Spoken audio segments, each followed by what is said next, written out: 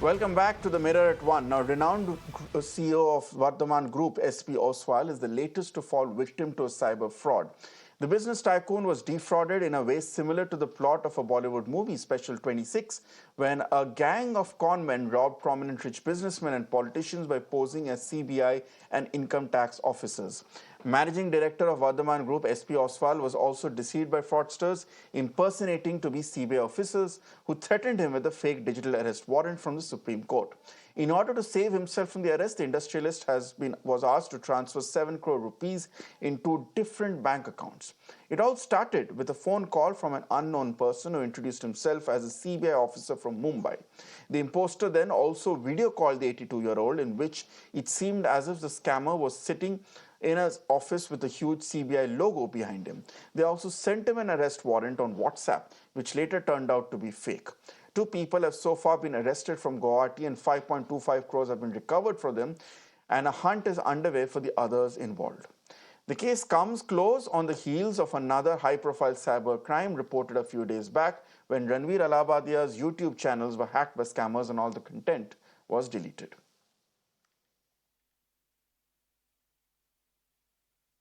Let me go across to my guests who are joining me at this point. I'm being joined by N.S. Napinai, Senior Advocate on Supreme Court and founder of Cybersati. Ma'am, good to have you once again on the show with us today at this point. What has happened to the CEO of the Vardhman Group is something that is extremely concerning, not because of the scale of money involved, but also the fact that this is symptomatic and representative of a major problem that we are dealing with. I'm sure all of our viewers would agree that at some point they've gotten calls from someone posing to be an RBI officer, someone posing to be a FedEx officer. And the point is, senior citizens especially are at risk because often they don't know how to understand between whether genuine calls are there or fake calls are there. Absolutely right. If you look at the trend of cybercrimes earlier, and I always say that the world revolves around two things: fear and greed. So early day cybercrimes revolved around greed, and therefore you had the lottery scams, etc. But today's scams revolve around fear. So it's really critical for users, for every individual to understand these trends and be careful. I personally have received calls from people posing as policemen and then trying to claim that some child of Yeah. mine is supposedly, in the police station after violating and committing a crime. I've had other advocates come and ask me for guidance in cases where they have received notices purportedly from Enforcement Directorate and from CBI, from police, etc. And the offences that are alleged range from child sexual abuse material to having participated in terror attacks. So, the kind of threats that they set out, the kind of accusations that are put out are very serious, and people therefore tend to get afraid. They do not want to engage with the police to find out the reality of these kind of accusations. And the modus operandi that you mentioned also appears to indicate that either morphing or AI has been used to create fake backgrounds, Okay. to create a kind of scenario. And this is something that a lot of people have also seen, use of AI for creating voice based or even visual based fake imagery, which is used to mislead the victims.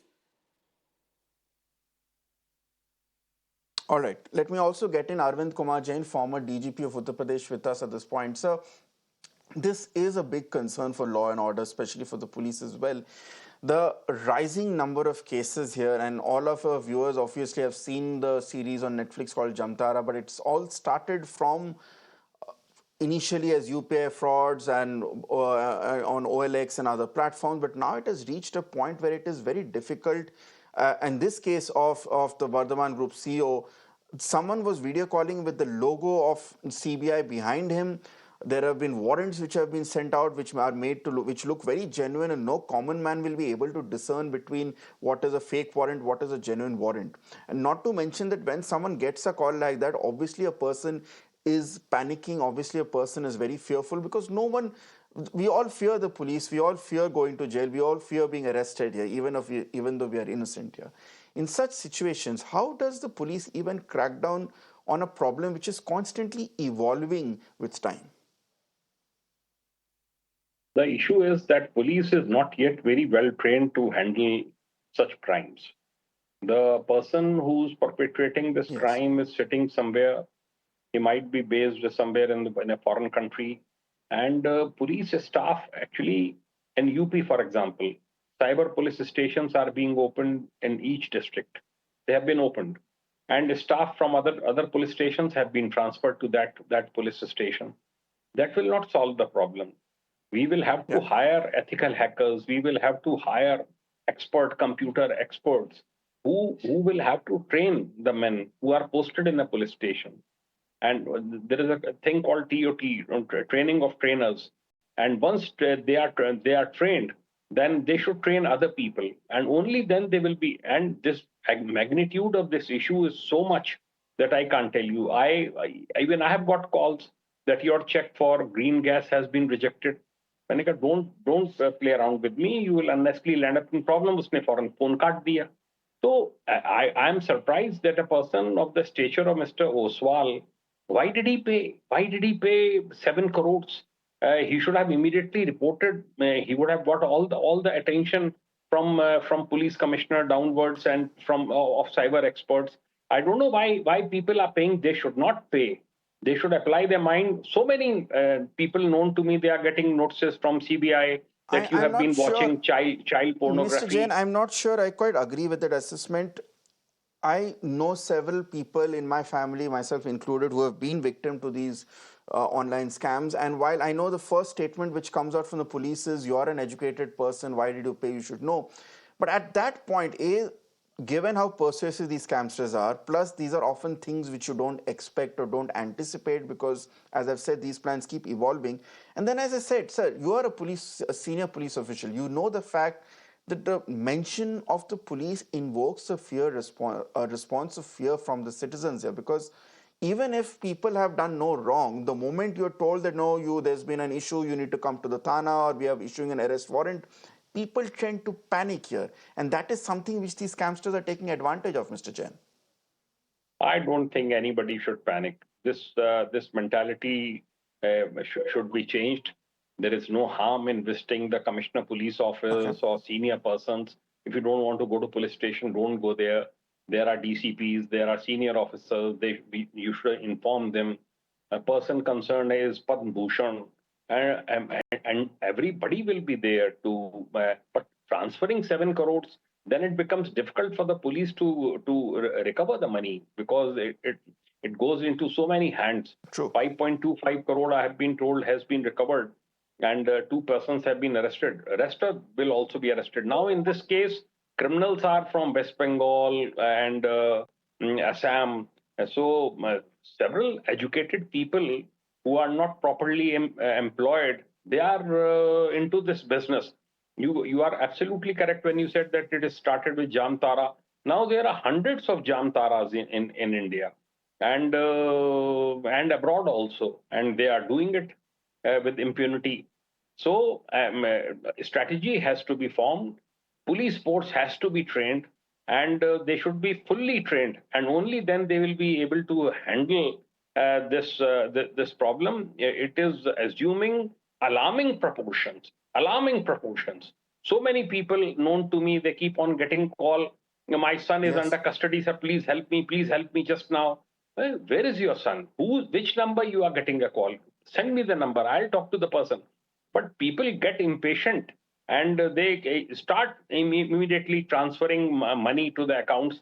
This should not be done. It's my request to everybody that they should realize that if they are making payments on such fake calls or even genuine calls, they should first verify and only then make payments. I have a follow-up question on that as well, but you're absolutely right that this is becoming a scamdemic of proportions, if I may call it Yes. that. NS Napinai, the fact remains that, again, a lot of the vulnerable population in this case are senior citizens, as we have seen in the case of this case of Mr. Oswal, who's an 82-year-old senior citizen. Now, We know that with senior citizens, often they're not very comfortable dealing with technology. They're still coming to terms with using WhatsApp and using Twitter and using and Truecaller, and then trying to identify what is a fake call and what is a fake message here.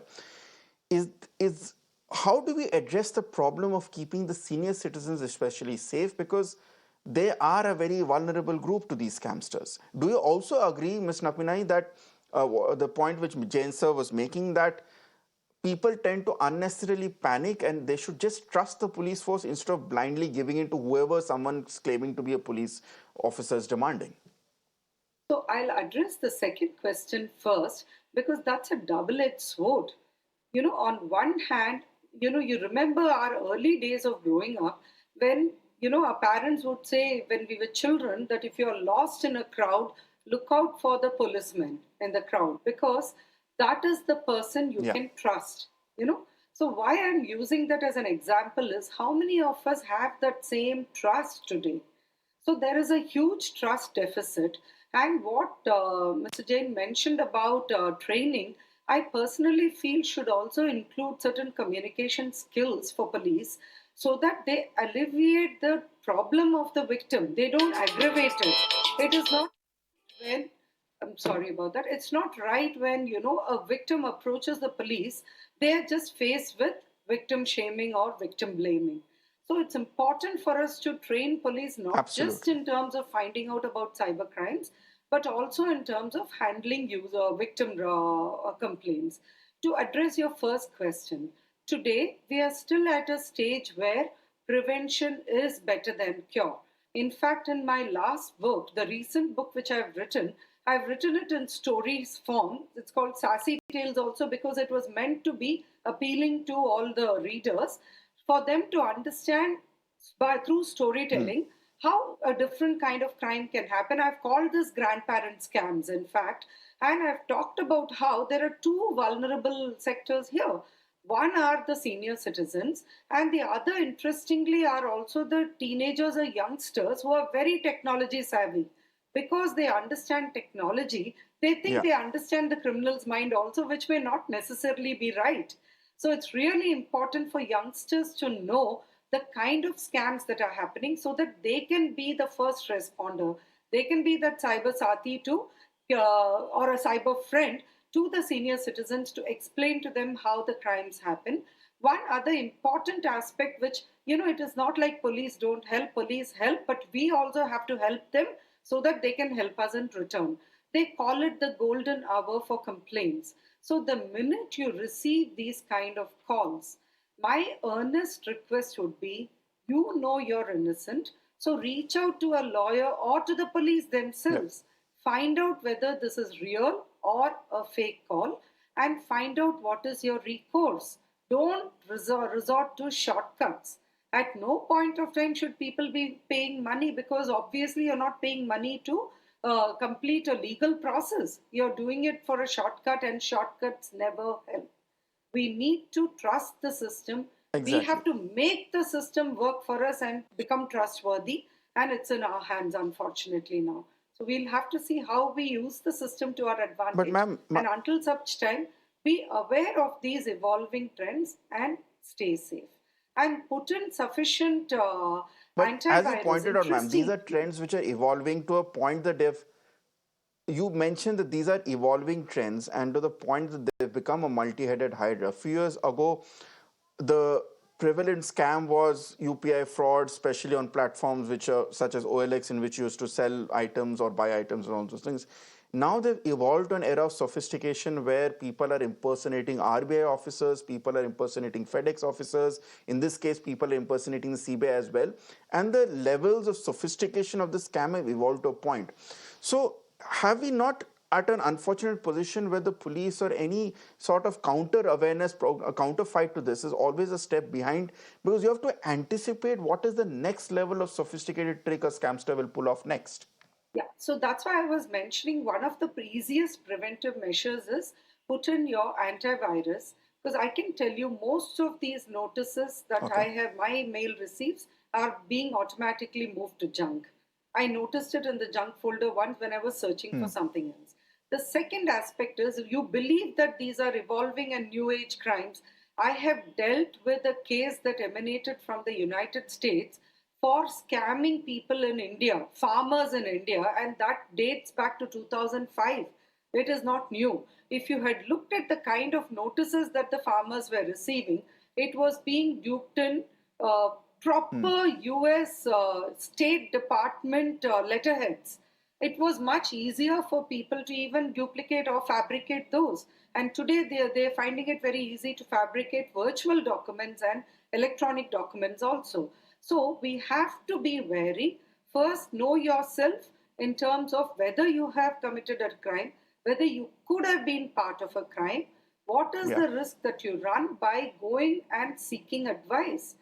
Take that small recourse, because it's not like people are going to charge you just for a call to find out, I have received this notice, is this real, right? People are out there. There are enough lawyers out Okay. there who will help you pro bono at this first responder level.